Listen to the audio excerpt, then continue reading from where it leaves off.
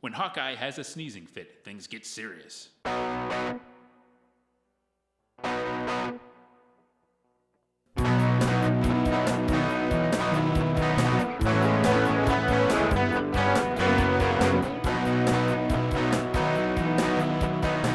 Battle of the Network shows. Join Rick Brooks and Mike Kogel as they explore the TV of the 70s and 80s through hand-picked episodes of their favorite and not-so-favorite series.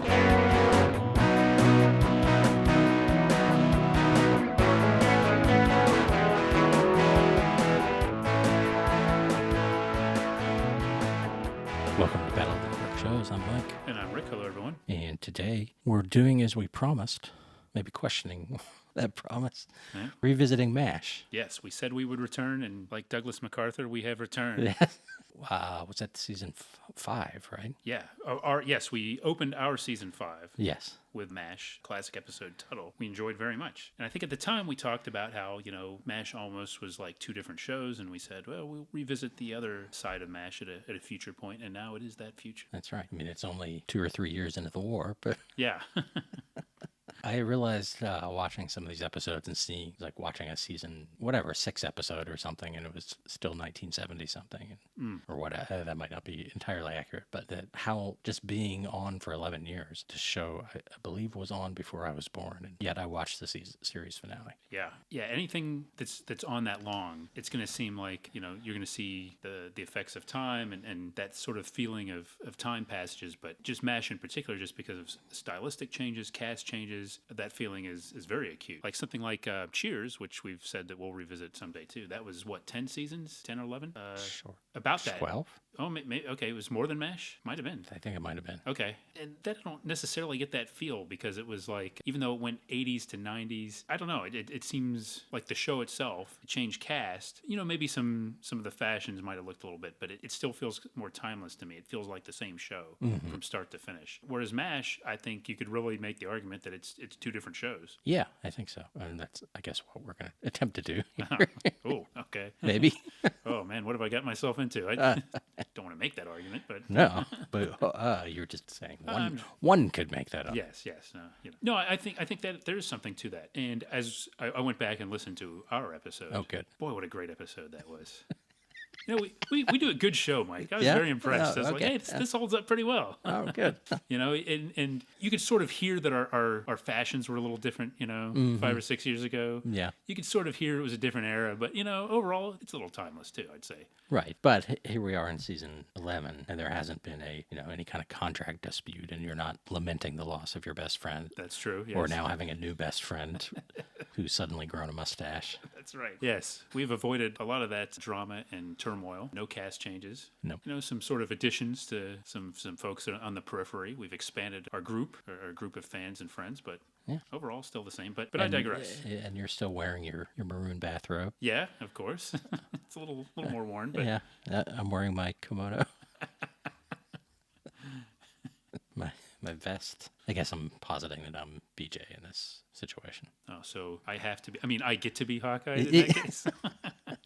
Well, I forgot why I brought up listening to our show. It wasn't just to pat ourselves on the back. To make sure we didn't repeat ourselves, maybe? A little bit, yeah. I wanted to hear what we said, but we did, I think we mentioned our history with the show. Like, I talked about not really watching it that much. Yeah. And how it seemed like, I think maybe we kind of considered it was sort of like a grown-up show at the time. Mm-hmm. So it wasn't something like, say, Happy Days, where I'd sit and have that on all the time. MASH was a little bit more foreign to me. Yeah. So I watched it a little bit then and said, after Tuttle's like, you know what, I'm gonna keep watching MASH. I didn't really keep watching MASH.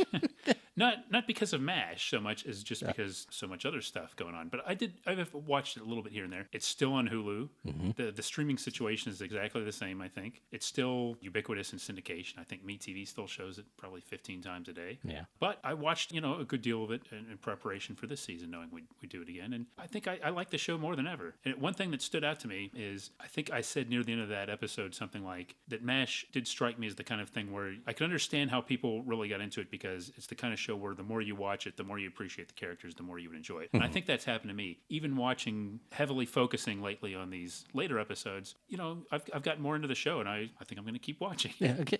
This time I mean it. Did we complain about it being cropped? We did talk about Okay. that, yes. Yeah. Yes. I think we were a little bit mild about it. I mean, just kind of like, well, we respected the fact that they look great. And I think I said something like, well, I didn't really watch it, so it's not like I know what I'm missing. So it's not like a sacred cow to me, so I can live with it. Yeah, it only bothered me occasionally when like someone's head got cut off. Yeah. By the camera, not on some sort of horrible war injury. Yeah, But yeah. there was at least one I was watching, and just the way they're blocking, most of the people were lower, and then his head was like literally cut off by the top of the screen. I'm just speculating here, but it seems to me like I did kind of notice that stuff a little bit more in these later episodes, and maybe something about the way they filmed the show was more drastically changed by some of the fitting they did to get it into HD. But they do look good. They do. And I probably talked about the fact that I did watch it in the later years. Have much like Night Court, that my relationship with MASH is mostly these characters. Yeah. Far less the Henry Frank years. Yeah. Radar. To me, like Radar, it's weird seeing not Radar, but I agree with you, except Radar's like kind of like the weird nebulous exception.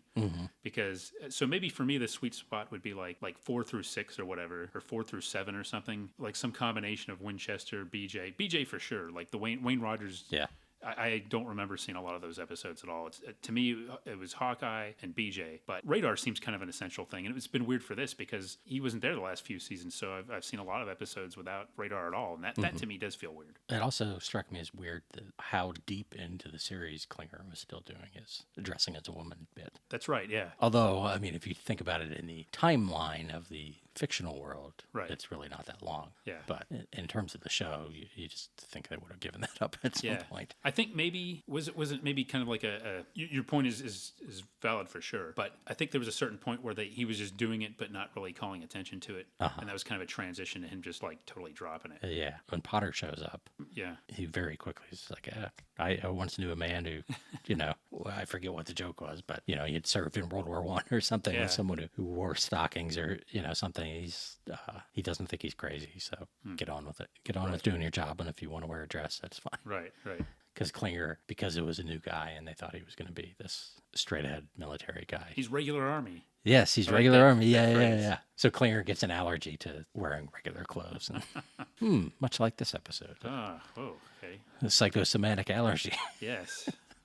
Yes. Yeah. So where do we go with this? Let me tell you something right off the bat here. I'm going to make a confession.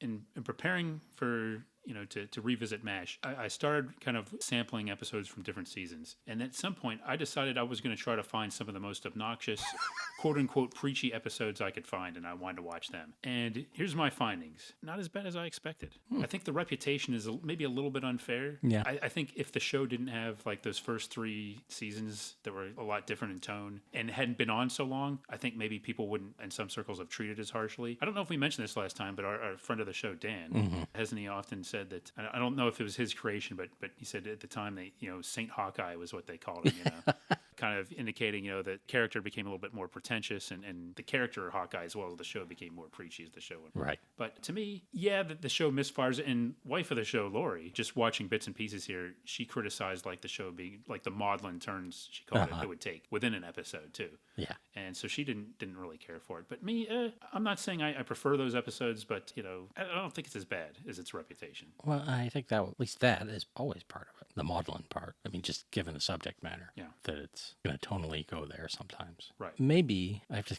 say that the ones I watched didn't feature a lot of that, but maybe it just wasn't as well executed in terms of the serious part. Right. Or even the getting messages across. Yeah. Like I think maybe those early episodes were getting the overall message, sort of the questioning of war and talking about Vietnam by talking about a different war.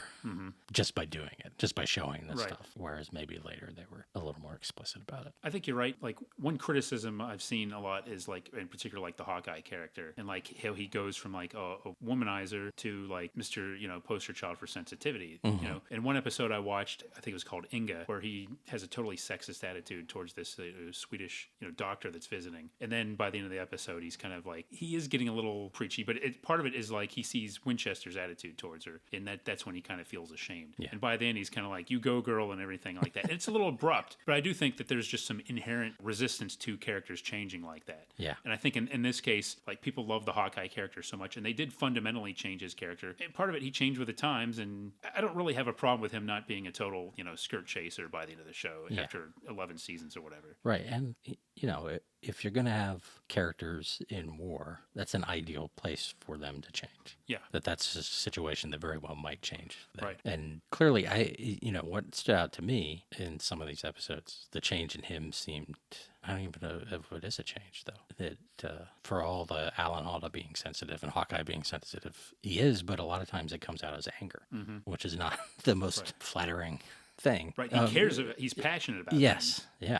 He's sensitive to things, but he doesn't necessarily express them in a sensitive, he's not like Mr. Rogers. No. And of course his rebelliousness is, I guess, part of his nature, even though as we hear about in this episode, Crabapple Cove. Yeah. Crabapple Cove? Is it a cove? I think so, yeah.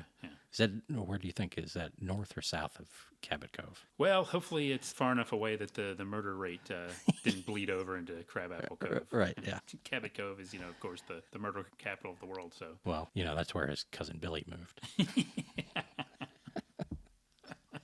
He felt like he fit in better. Yes, I think you're onto something there. But you think he wouldn't be, rebelling against anything. But and to kind of, we should say too that it wasn't just the people in front of the camera, but Larry Gelbart left after the first 3 or 4 seasons. Then Gene Reynolds had kind of taken over for Larry Gelbart. He left after time to go do Lou Grant, another show that tried to balance comedy and drama, and we talked about that. Check it out in our free archives, the Lou Grant episode we did. But so there was a lot of talent leaving behind the scenes, and I have a book here about MASH, and it was written before the show was over, so it came out maybe 7 or 8. I think just after Radar had left. And the guy got great access to everybody, so he's doing extensive profiles of everybody involved. And that's kind of the heart of the book. But everybody is praising Larry Gelbart and talking about what he brought to the show. And again, we should make the point that like a lot of the people, they signed on to the show specifically because it wasn't just quote unquote a war comedy, but it was about something. They didn't want to do just a comedy. Many people might just want to laugh and entertain, but people kind of that were working on it, they wanted to say something, not necessarily about politics, but about the human condition. That's why they signed up for it, and that's what they thought. Even in the first, so-called more funny years, that's what they thought they were doing. That's what they were trying to do right from the beginning, as you said. Yeah. They wanted to make it more than just jokes and punchlines. This doesn't have anything to do with what you just said. But going back to characters changing, I think Margaret changes a lot more than Hawkeye. See, I'm calling her Margaret because in the later seasons, they don't call her Hot Lips anymore. No, she's Margaret, and like once Frank is gone, she's a much more sympathetic character. I agree, and actually, she was more of a foil, right, in the early years. Yeah, it's like her and Frank are like teaming up; they're on the same team, right? Yeah, and then by the end, she's more, like you said, she's one of the good people. And I think early on it was like they tried to she would advocate for her nurses. But she was almost always like on the side of authority against like our main characters, and it was kind of more the repressed. And despite what was going on with her and Frank, she was kind of on the side of rules, regulations, and foil for Hawkeye and Trapper and BJ. So that's good observation. Yeah, I agree with that. And another thing that we'll get into, because the arrival of Winchester and Frank leaving off screen. When they find out he's going to be gone, BJ actually says, "Well, who's going to be our enemy now?" I think he says the North Koreans are too far away. Yeah. So who's... Which is a little on the nose, but it is a interesting point about human nature that you tend to need at least someone to kind of poke against. And it's interesting, and the dynamic changed. You had like Potter replacing Colonel Blake, and Potter, regular army, but he's totally competent and incredibly competent, really, as a big contrast. And you lose the Frank Burns character, and my reading had several people again mention that they did the smart thing. They didn't try to replace him so much. They replaced him, but he was a totally different type of character. Right. So it wasn't like he had authority and was power hungry. It was just he was culturally different than everybody else. Yeah. And so it was a different kind of conflict. But also, he's highly competent. Yeah. Where Frank wasn't. Yeah. Even particularly good at being a doctor. Yeah, and I don't know if I mentioned this last time or not, but I think when I was younger, just the Frank Burns and that kind of character really annoyed me. I think and now I can more appreciate it. Yeah. Like again, that stands up watching a couple of episodes, and I know, but I think I prefer the Winchester character, but I respect what Larry Linville did too, and they're both excellent. Yeah, I think I like Winchester a little better, again because he is competent and he can see the error of his ways sometimes. And if he gets taken down a peg, he at least thinks about what happened, Right. And he can give as good as he gets. Right. So that's in a lot of ways a better foil because he's on their level. Yeah, he's like it's like the conflict isn't quite as intense, but in some ways it's more effective because, like you say, they're on more equal footing. Yeah, and he teaches them things because he's in many ways a superior surgeon, but then they teach him things about dealing with their particular situation, being able to do things quickly.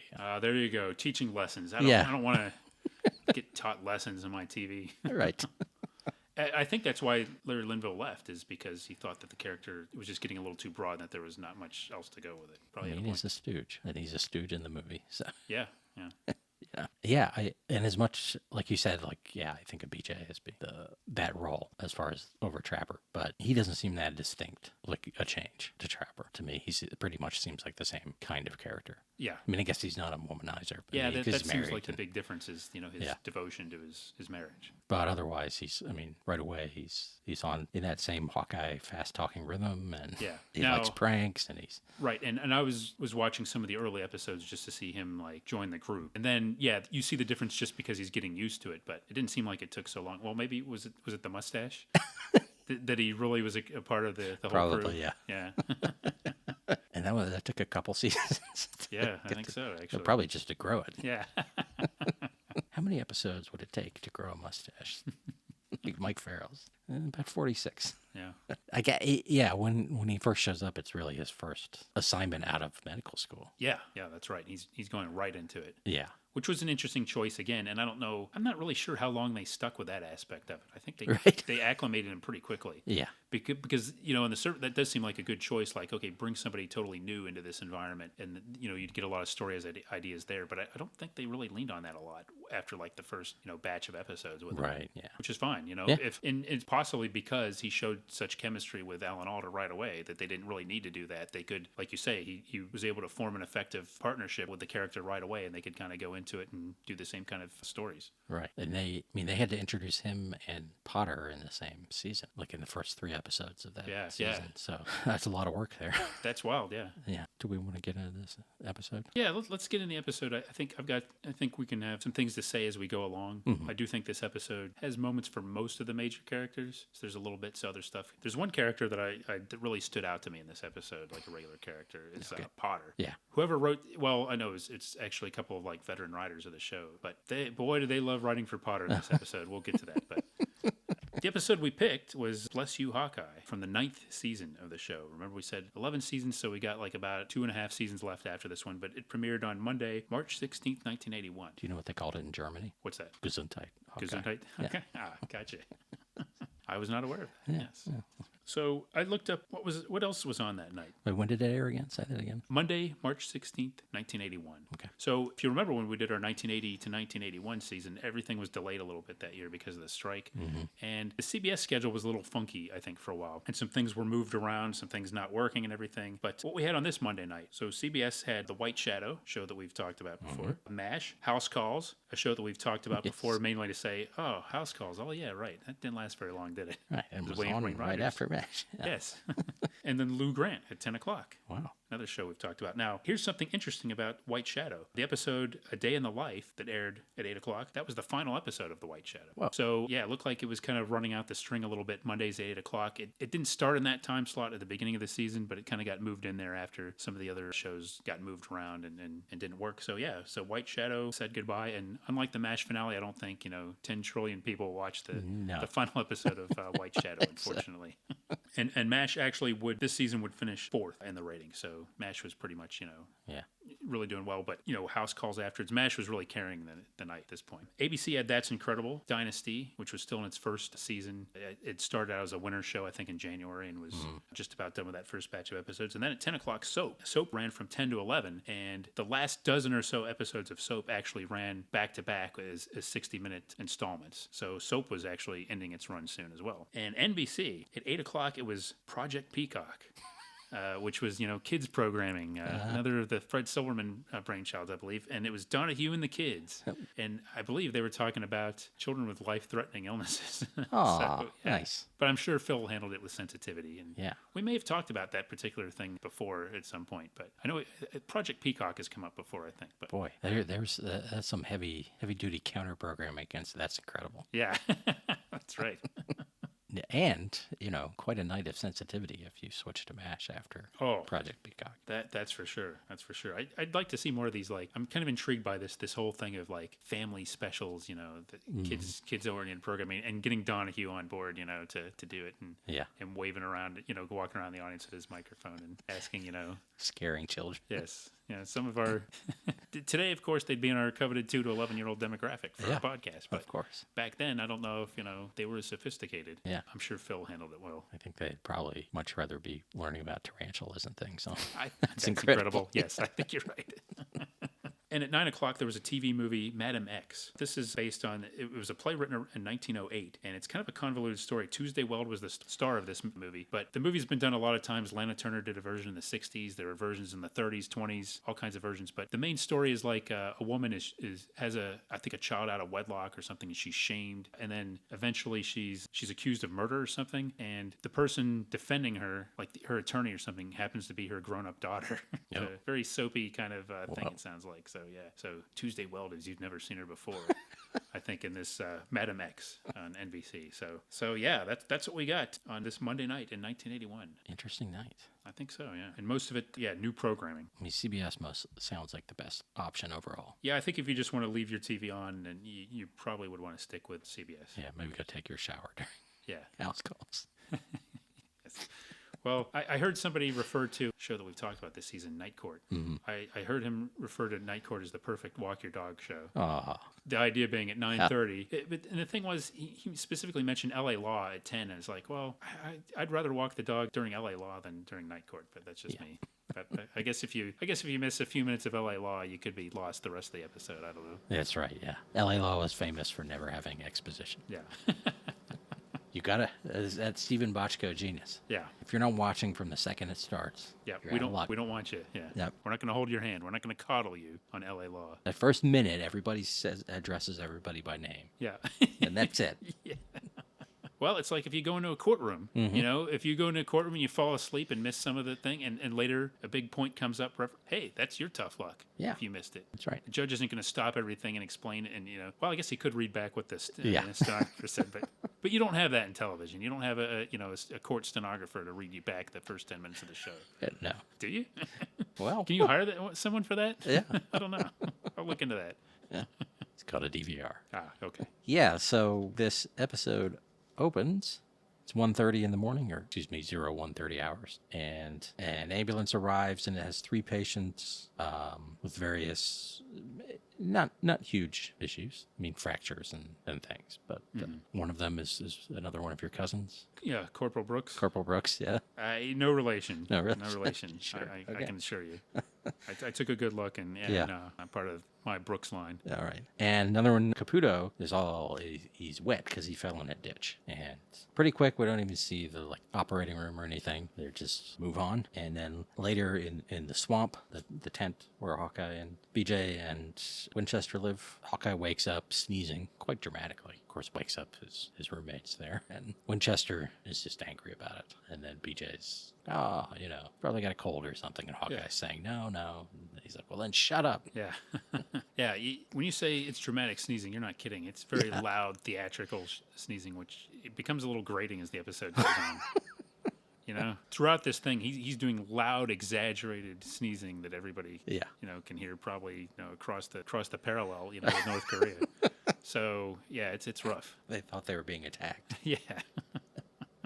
And then the next morning, the officers are in a meeting, and, Hawkeye starts sneezing there, and again saying he doesn't have a cold, and Potter, a little bit of comedy where Potter hands his handkerchief to Winchester, who hands it to Margaret, who hands it to BJ, who hands it to Hawkeye, who hands it back. And Hawkeye says, maybe I'm allergic to Charles. Stuffiness makes me sneeze. Yeah. And then they all start, because they're doctors and nurses, giving him various recommendations. And Potter tells him to hit the showers, kicks him out of the meeting. Yeah, he does it in a dramatic way. Is this he says he's sending him to the showers and like you're out of there, he throws him out like an umpire or something. Yes. And something like about Potter here, we know that Potter has a lot of colorful sayings, but in this episode, man, he says like, I think when the meeting starts, he says something like the keys to the supply cabinet have pulled a Judge Crater. Yeah. Which is like, Judge Crater was like a famous missing persons case like in 1930s New York or something. So it's kind of a funny line, but it seems like an odd place, like saying the keys have pulled a Judge Crater, and he's like casually throwing it out. And that's like only the first of many like these things that he throws out there this episode. Like I checked to make sure, wait a minute, did Harry Morgan direct this episode? 'Cause right. Somebody like really had a strong affection for him in this one, I think. Yeah.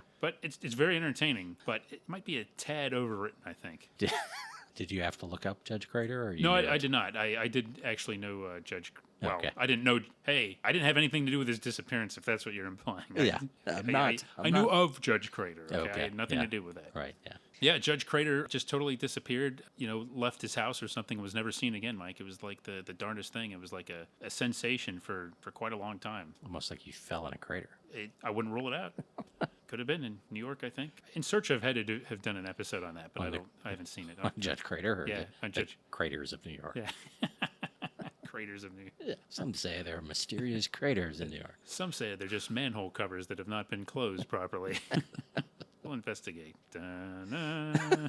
So Hawkeye goes to the showers, and BJ and Father Mulcahy come in with various oils for him to take in while he's in the shower. And, but he's like, oh, I'm not sneezing. I'm great. And then as soon as they leave, he sneezes. So later he's in the recovery room. I guess that's where these guys are convalescing, and they're just kind of going over what was going on. So Corporal Brooks had, a fracture and lice, and Caputo has some shrapnel. Yeah, Margaret's giving Colonel Potter like kind of a tour and explaining everything to him. Right, and Hawkeye's there, and as soon as she says something about Caputo, he sneezes again. Potter declares him off limits, and he continues to say he's not sick, so Potter wants him to get a bunch of tests. Yeah, now this is kind of realistic in the sense that, apparently many doctors can be very stubborn about themselves being sick and they want to self-diagnose, which Potter calls him on. Yeah. And you can see like in this scene, I think, and other things, like Alan Alda doing little things where he's trying not to sneeze because he doesn't want them to know it. And that's kind of amusing to watch if you're keeping an eye on it, because he's broad when he sneezes, but he does little things like sort of like twitching and stuff that is actually played, I think, just right. So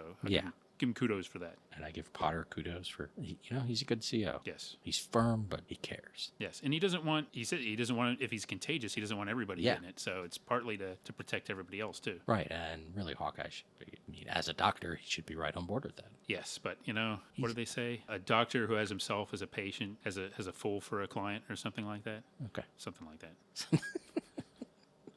Maybe I'm thinking of LA Law. Yeah. I'm getting my shows mixed up again. A doctor who has himself for a patient and doesn't eat an apple keeps himself away. Yeah, I think it's something like that. Yeah. And then fool a doctor once, shame on you. Yeah. Fool a doctor twice, shame on him. That's right. But if you're the patient and the doctor, shame on you both times. Exactly. Yes. And fool a doctor again, and just go on Trapper John, because if you need more help than we can provide you. That's right. Trapper John MD. Or house calls. Yeah. or E/R starring Elliot Gould. Yeah. It's sad that I forgot about house calls like 10 minutes after mentioning it. It's just not, Should we make a promise now to do house calls someday like we promised with MASH? No. Okay. No, never mind. Who else is on? Lynn Redgrave, was she on that? Yes, she was. Yeah. What we could do is, what we haven't done is MASH adjacent shows. We have not mentioned After MASH yet, which we did mention After MASH multiple times in our last episode of. And Walter. Yes. So maybe we need to do After MASH, Walter, and House Calls. And throw that in. And Trapper John. I think Trapper John deserves its own show. Yes. Oh, you're saying one show on the? Yeah, I think that would be about right. Yeah. Right. There weren't any other MASH spinoffs, were there? House Calls is not a MASH spinoff. No, but I don't think so. No. After MASH, they were like, yeah. They had been thinking about doing Klinger. Yeah.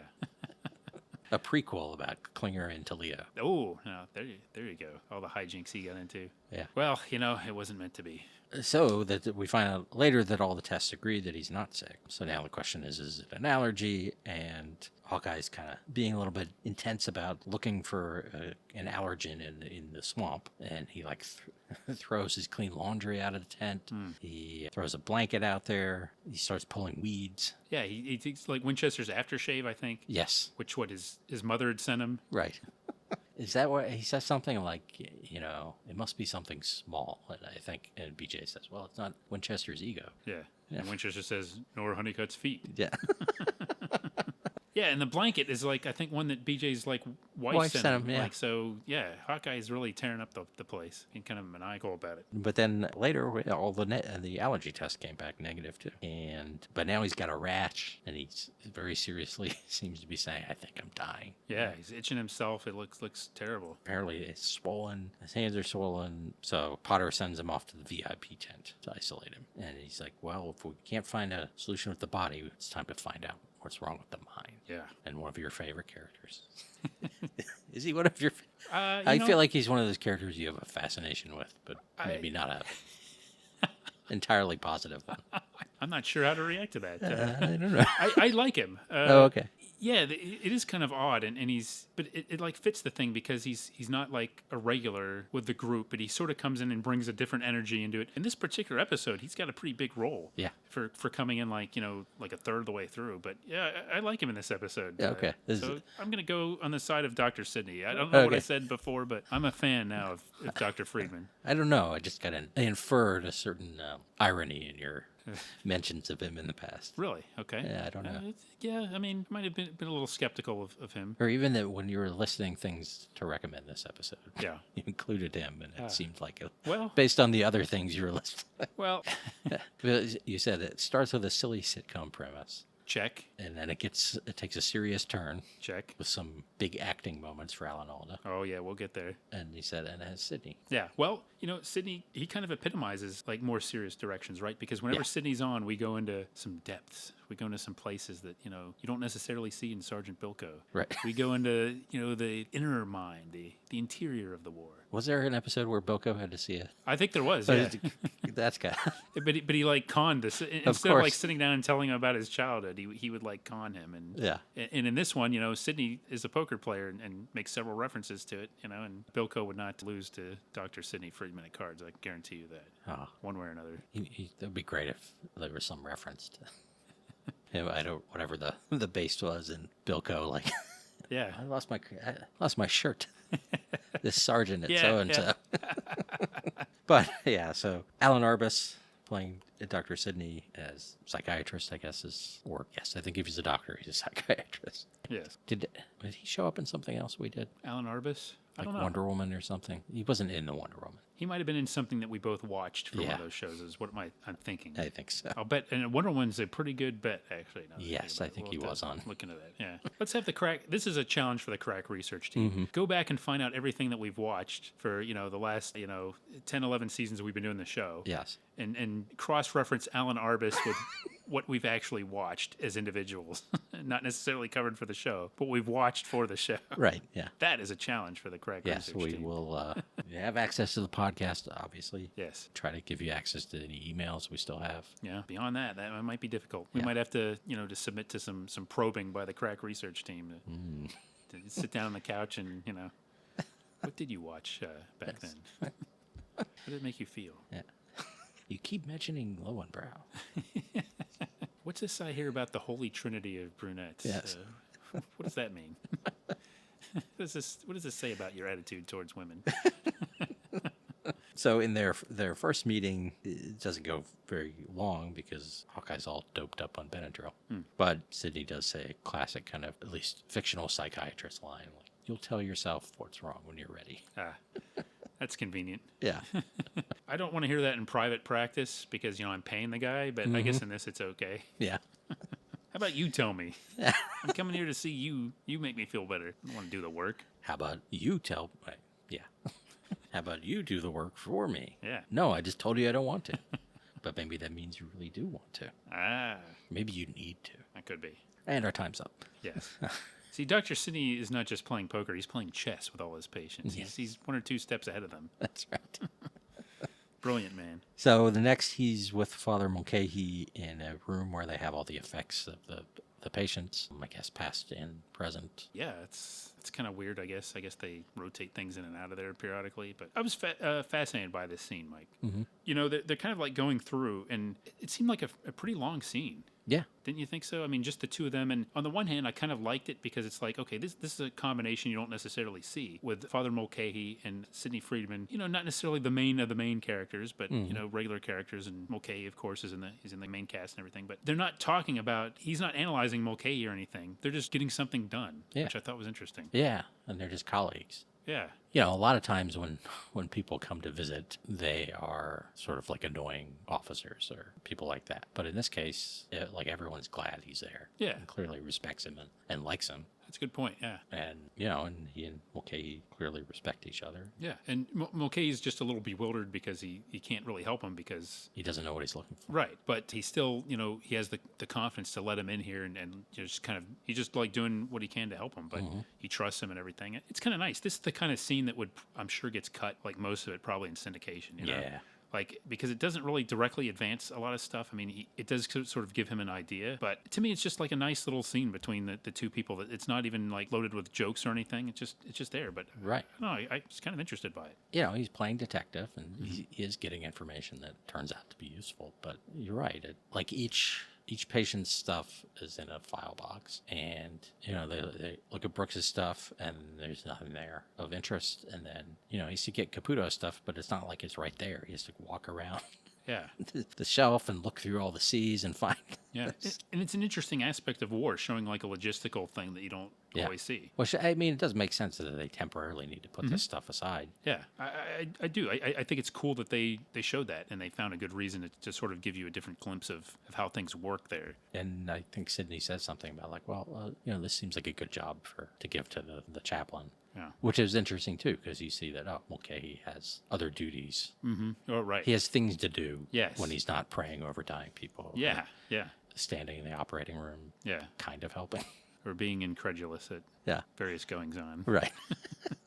Yeah, it's good. I wonder if this is the kind of scene that maybe you wouldn't have seen that much in the first couple of seasons. And you know, something while I'm thinking of it, something we haven't really talked about, that I didn't really notice this, to be honest, as much until I read somebody point it out. And then it's like the fact that there's like hardly any underscore in MASH at a certain point. Like there just wasn't any music in the show, period, which sort of distinguishes it a little bit, especially from the earlier seasons. Yeah, interesting. And, of course, barely a laugh track. Yeah. I don't even think I noticed it here. Yeah, it was more subtle. I guess it came and went, but things like that give the show a different feel too, as compared to like the early seasons. So you have a scene like this, it just seems like it's breathing a little bit more. It's more relaxed, I'd say. Yeah, it's not rapid fire. But he gets information, kind of what we already had. That again, the Caputo fell in the water, and they had to get rid of his uniform because of that, because it smelled like mold. And then, speaking of long scenes, we really get to the meat of the episode, which is this long conversation, a two-hander. Yeah, very well done. Yes, between Hawkeye and Sidney. And struck me later,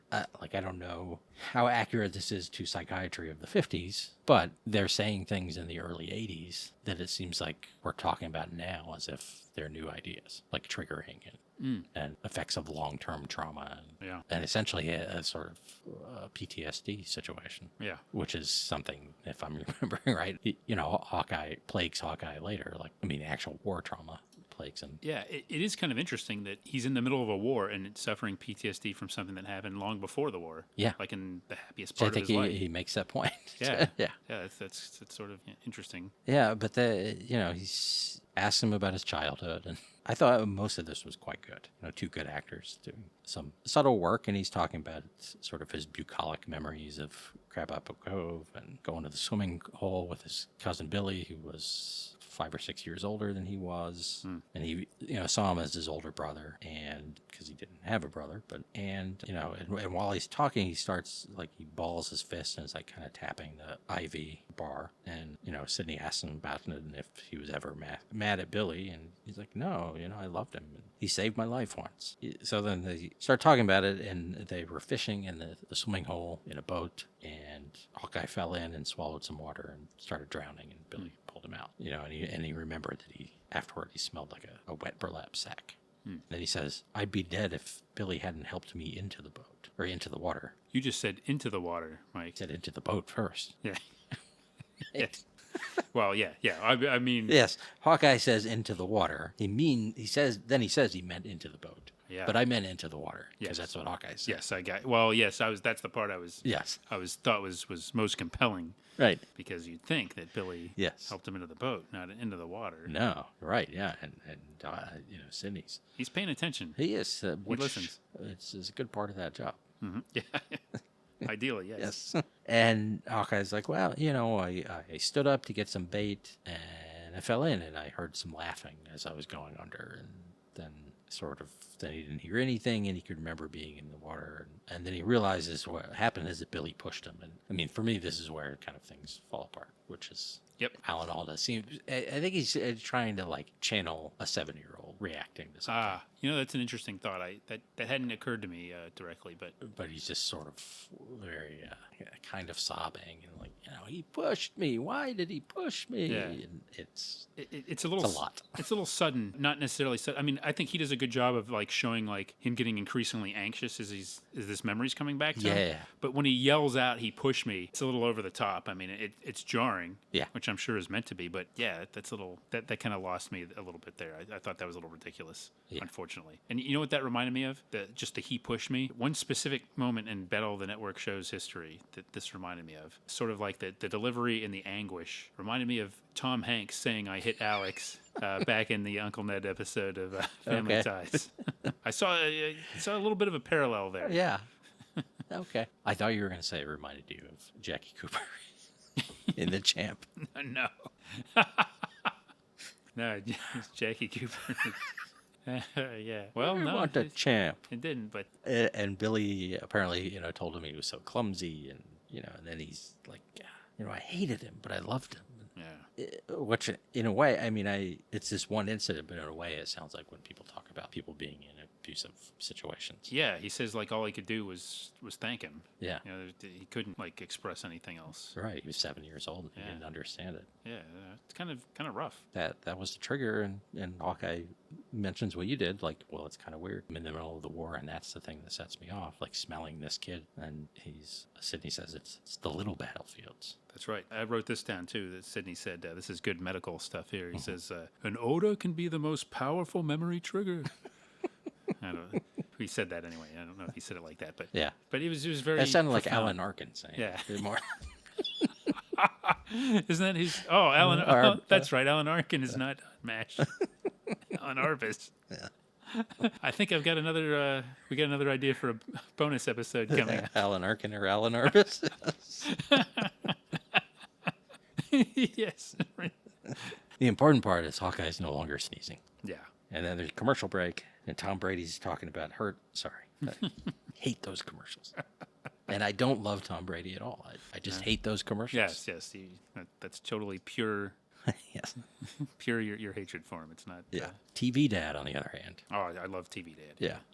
Those are great. So then the last scene, I think I'll let you. This was in your list too. Oh yes, it was, wasn't it? Yeah. Okay. Well, there's a couple of things to say here. So they're all like playing poker here, which is not uncommon, but it's the typical TV jovial poker game where everybody's making like speeches, they not just playing or whatever. Right. Again, this is the kind of thing. It's very sitcom-y in the sense like at some point MASH started ending with freeze frames. Okay. So for one thing, Sidney's got his hand, whatever, and Potter he says something like, "Well, I'm from Missouri, but you've shown me enough."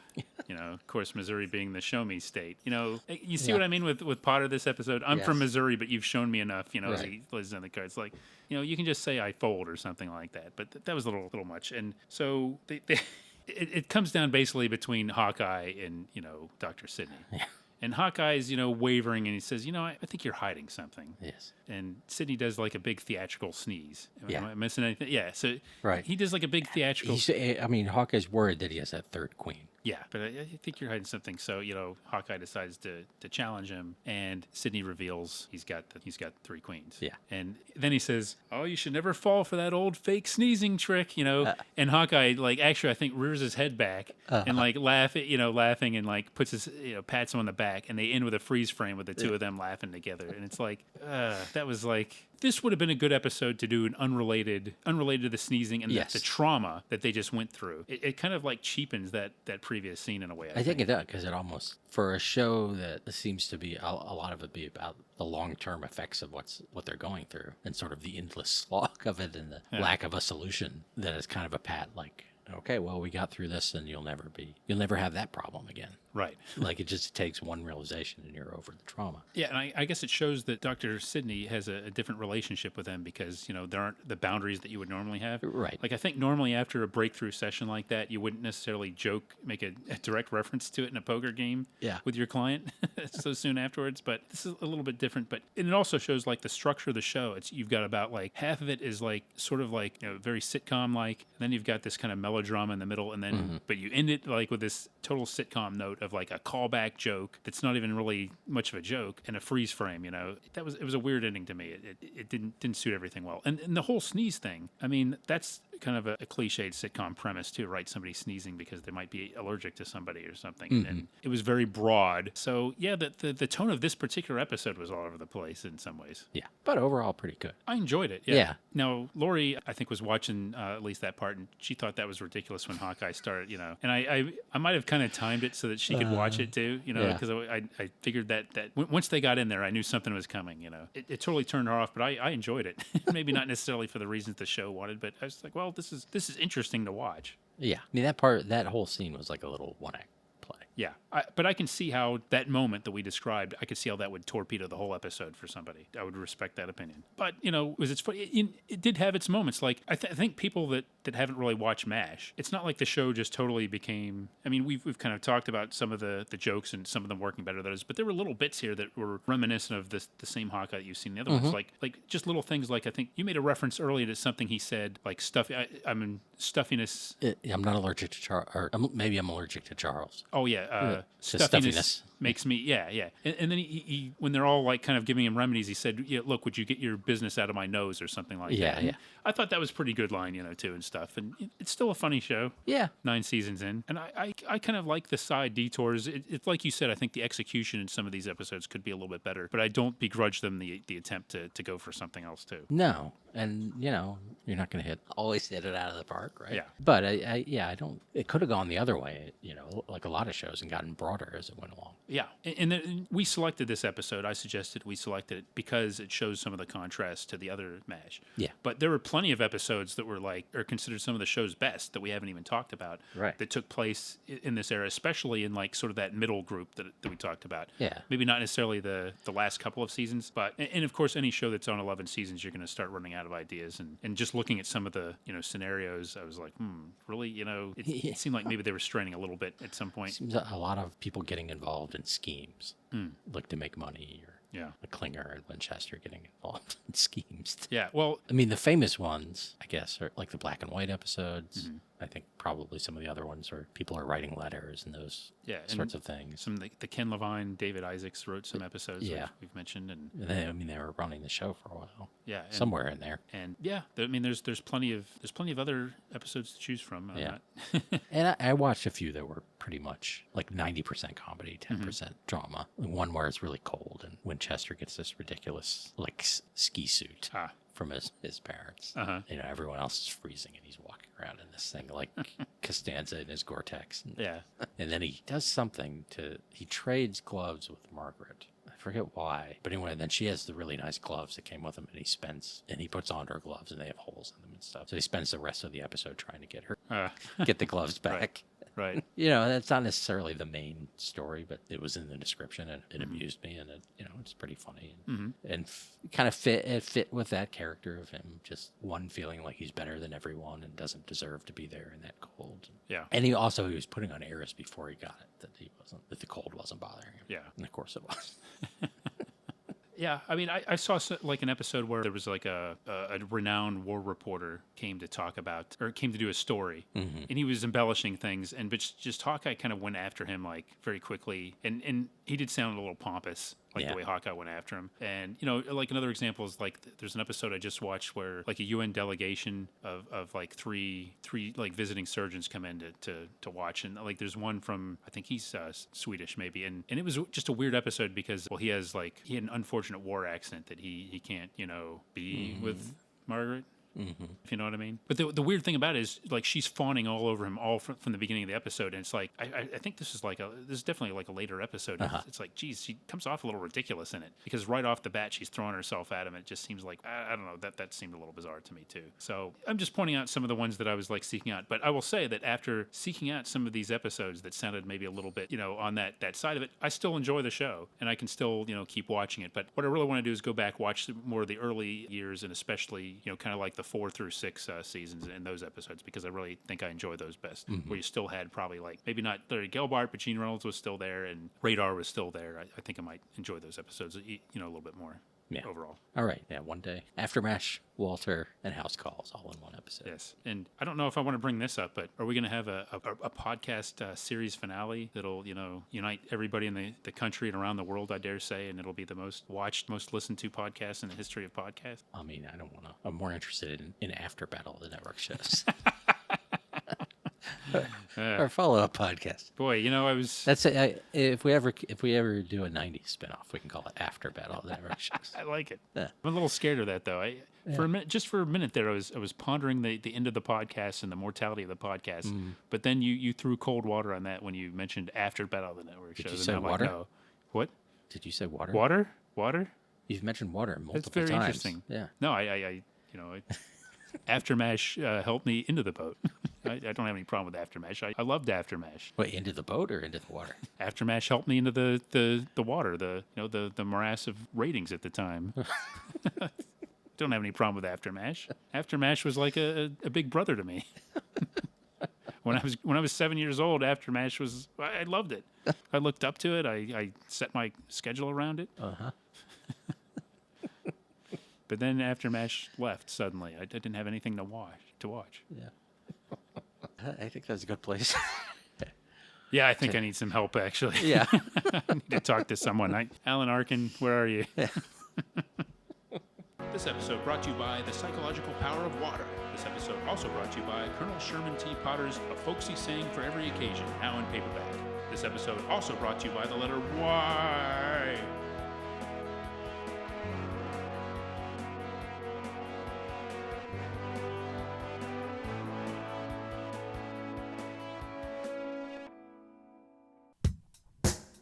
Join us next time for another exciting episode of Battle of the Network shows.